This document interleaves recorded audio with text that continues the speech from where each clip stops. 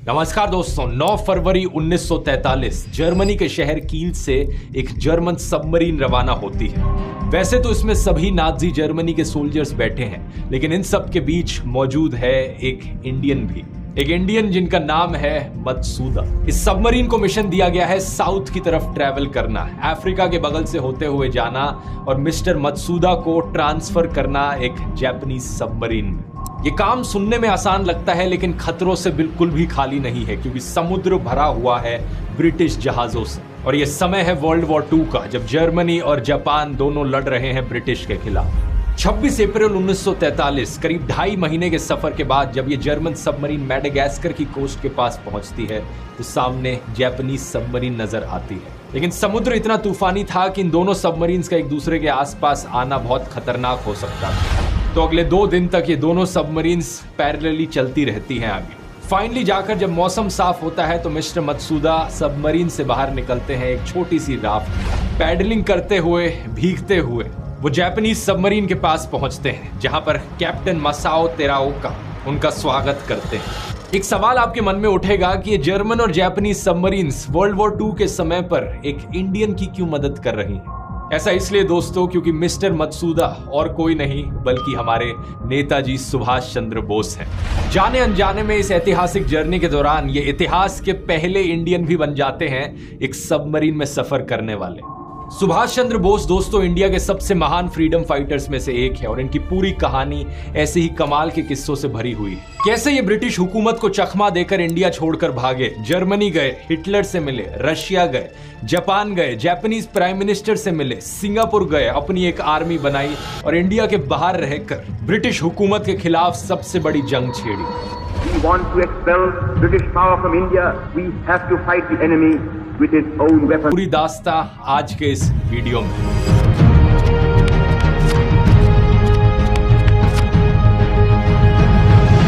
अपनी कहानी की शुरुआत करते हैं साल 1939 से, वो साल जब वर्ल्ड वॉर 2 की शुरुआत हुई। वाइसरॉय लॉर्ड लिनलिथगो ने इंडिया के बिहाफ पे भी वॉर डिक्लेयर कर दी बिना किसी इंडियन से कंसल्ट किए। कांग्रेस के लिए ये बड़ी एम्बैरेसमेंट वाली बात थी और गवर्नमेंट ऑफ इंडिया एक्ट के तहत कांग्रेस के पास कुछ मिनिस्ट्रीज का कंट्रोल था, तो कांग्रेस ने उन सभी पोजीशन से रिजाइन कर दी। इस समय के बीच सुभाष चंद्र बोस अपनी खुद की पार्टी ऑर्गेनाइज कर रहे थे, द फॉरवर्ड ब्लॉक। हालांकि ये पार्टी कांग्रेस के बीच से ही निकली थी, लेकिन साल 1940 तक आते आते इसको कांग्रेस के मुख्य संगठन से अलग कर दिया गया था। इसके पीछे 2 कारण थे। पहला ये कि सुभाष चंद्र बोस कुछ ज्यादा ही लेफ्टिस्ट विचारधारा के बन रहे थे, जो कांग्रेस के बाकी लीडर्स को पसंद नहीं आ रहा था। इस चीज की बात मैंने डिटेल में गांधी वर्सेस बोस वाले वीडियो में करी है, लिंक डिस्क्रिप्शन में अगर आपने नहीं देखा है। और दूसरा कारण था कि बोस चाहते थे सेकेंड वर्ल्ड वॉर का इस्तेमाल किया जाए इंडिया के बेनिफिट के लिए। वो जल्दी से एक्शन लेना चाहते थे और कांग्रेस से अलग होना उनके लिए एक नेसेसिटी बन गई थी। जुलाई 1940 कैलकाटा में बोस एक मार्च लीड कर रहे थे, जिसके चलते उन्हें ब्रिटिश हुकूमत के द्वारा अरेस्ट कर लिया जाता है। जेल में रहकर वो सरकार की ताकत को चैलेंज करते हैं एक हंगर स्ट्राइक लॉन्च करके, रिलीज मी और आई शैल रिफ्यूज टू लिव। उनकी तरफ से सीधी अनाउंसमेंट करी जाती है। In 1940, he was languishing in prison, so he gave an ultimatum to the British government and undertook a fast unto death. देखते देखते उनकी तबीयत खराब होने लगती है और एक ही हफ्ते में सरकार डिसाइड करती है कि उन्हें जेल से निकालकर हाउस अरेस्ट पर रख दिया जाए। सरकार नहीं चाहती थी कि उन पर ब्लेम आए अगर सुभाष चंद्र बोस जेल में मारे गए तो, इसलिए उन्होंने सोचा कि जब तक हेल्थ खराब है तब तक हाउस अरेस्ट पर रखते हैं, जैसे ही हेल्थ ठीक होगी वापस जेल में डाल देंगे। लेकिन नेताजी अपने अलग ही प्लान्स रच रहे थे। इनका प्लान था जर्मनी जाना और जर्मन से मदद मांगना ब्रिटिश के खिलाफ लड़ाई करने के लिए। लेकिन जर्मनी तक जाया कैसे जाए? बोस पंजाब में मौजूद एक कम्युनिस्ट ऑर्गेनाइजेशन को कांटेक्ट करते हैं ये जानने के लिए कि क्या कोई तरीका है बॉर्डर पार करके जर्मनी तक छुपके से जाने का। उन्हें बताया जाता है कि एक तरीका जरूर है, अफगानिस्तान के थ्रू अगर एंटर किया जाए, वहां से सोवियत यूनियन जाया जाए तो वहां से जर्मनी जाया जा सकता है। 16 जनवरी 1941 रात के करीब 1:30 बजे जब पूरा शहर सो रहा था, तो नेताजी छुपके से अपने घर से बाहर निकलते हैं अपने भतीजे शिशिर कुमार बोस के साथ। उन्होंने एक डिस्गाइज पहनी हुई थी। वो प्रिटेंड कर रहे थे कि वो एक इंश्योरेंस एजेंट है जिनका नाम है मोहम्मद जियाउद्दीन। शिशिर के साथ अंधेरे में ये रात भर ड्राइव करते रहते हैं और सुबह के करीब 8:30 बजे धनबाद पहुंचते हैं। यहाँ ये एक रात सिसिर के भाई अशोक के घर में बिताते हैं और अगले दिन नजदीक के गोमो स्टेशन से बोस कालका मेल की ट्रेन पकड़ लेते हैं। ये रेलगाड़ी पहले दिल्ली पहुंचती है और वहां से ये गाड़ी बदलते हैं पेशावर की ओर, अगली ट्रेन पकड़ते हैं द फ्रंटियर मेल नाम से। पेशावर पहुंचकर इन्हें रिसीव किया जाता है फॉरवर्ड ब्लॉक के प्रोविंशियल लीडर मियान अकबर शाह के द्वारा। अगला पड़ाव था ब्रिटिश राज के इलाकों से पूरी तरीके से बाहर निकलना। ऐसा करने के लिए ये अपना रूप फिर से बदल लेते हैं। मोहम्मद जियाउद्दीन से ये गूंगे और बहरे पठान बन जाते हैं। यहाँ गूंगा और बहरा होना इसलिए जरूरी था क्योंकि बोस को पश्तो भाषा बोलनी नहीं आती थी।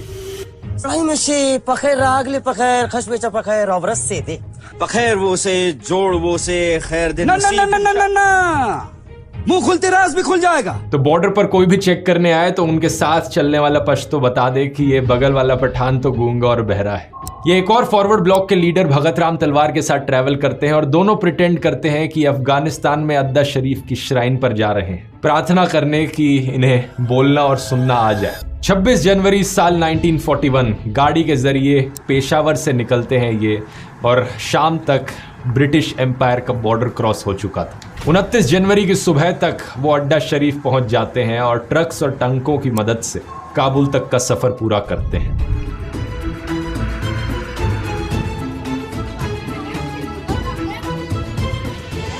कलकत्ता से काबुल जाने में नेताजी को 15 दिन का समय लगा, लेकिन ब्रिटिश सरकार को इनके एस्केप के बारे में, इनके भाग निकलने के सिर्फ 12 दिन बाद ही पता चला।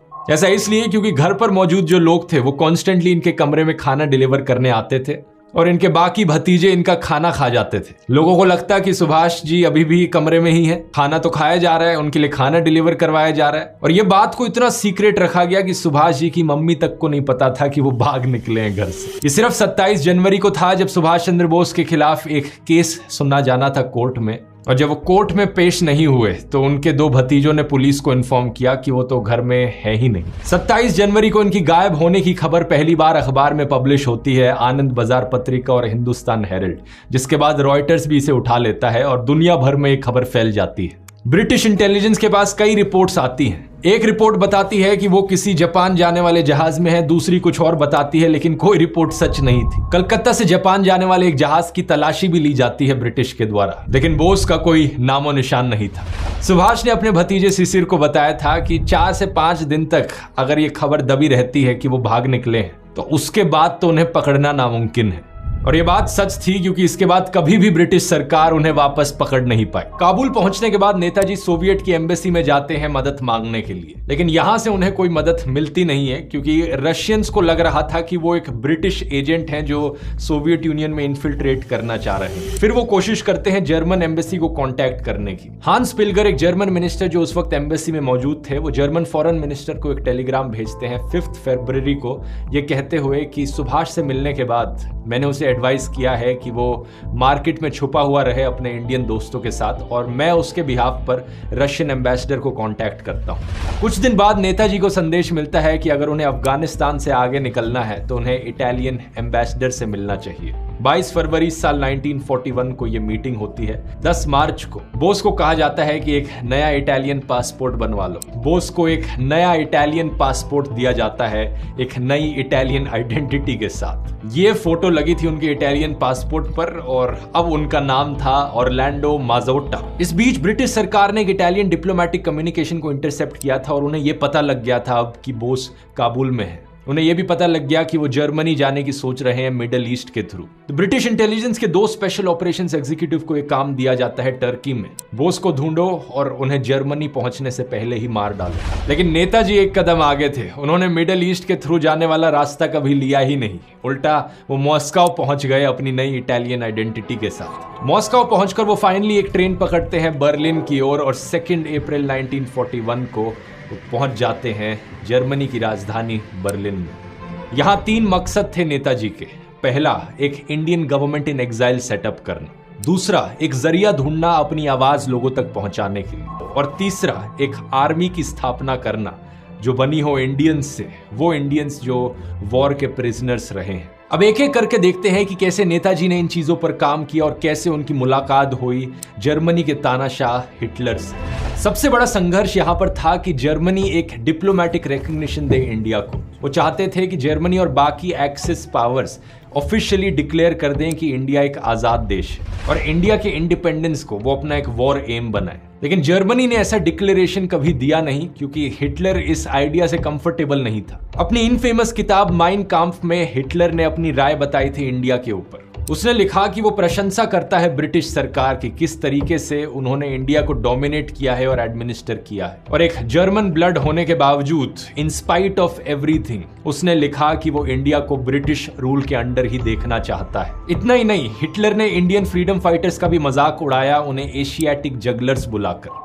इंडिया की पूरी आजादी की लड़ाई हिटलर के लिए एक मजाक थी, लेकिन फिर भी हिटलर नेताजी सुभाष चंद्र बोस का इस्तेमाल करना चाहता था इस वॉर में ब्रिटिश के खिलाफ। नेताजी भी इस बात को जानते थे कि जो रिलेशनशिप है उनके और नाजी जर्मनी के बीच में, वो एक ट्रांजैक्शनल रिलेशनशिप है। दोनों को यहाँ पर अपना फायदा दिख रहा है, इसलिए ये रिलेशनशिप है, नहीं तो ये नहीं एग्जिस्ट करेगा। इस सोच से वो काम पर लग जाते हैं। वो प्लान्स बनाते हैं कि कैसे इंडिया एक्सिस पावर्स के साथ कोलैबोरेट कर सकता है। वो बर्लिन में फ्री इंडिया सेंटर की स्थापना करते हैं और फिर एक मेमोरेंडम सबमिट करते हैं वो हिटलर को, ये दिखाते हुए कि हिटलर अपनी आर्मी को लेकर इंडिया पर हमला बोले ताकि ब्रिटिश को वहां से हटाया जा सके, और ये ऐसा होगा कि ब्रिटिश एम्पायर के दिल पर हमला किया जा रहा हो। वो चीजों को थोड़ा तोड़ मरोड़ के दिखाने की कोशिश करते हैं हिटलर को उकसाने के लिए कि वो अपनी आर्मी को ले जाकर इंडिया में ब्रिटिश के खिलाफ फाइट करे, लेकिन कोई पॉजिटिव रिजल्ट इसका दिखता नहीं।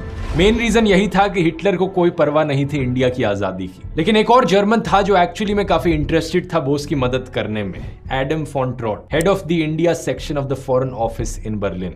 इनकी मदद से इस फॉरेन ऑफिस को एक स्पेशल इंडिया डिवीजन बना दिया जाता है। कुछ ही महीनों बाद 2 नवंबर 1941 को बोस यहाँ पर फ्री इंडिया सेंटर की स्थापना करते हैं। इनफैक्ट इसी सड़क पे वो जो आप बिल्डिंग देख रहे हैं वो ऑफिस हुआ करता था फ्री इंडिया सेंटर। आज के दिन वहाँ पर बस एक कैफे है, कोई नामो निशान नहीं है कि ये पहले कभी ऑफिस हुआ करता था। और दूसरी तरफ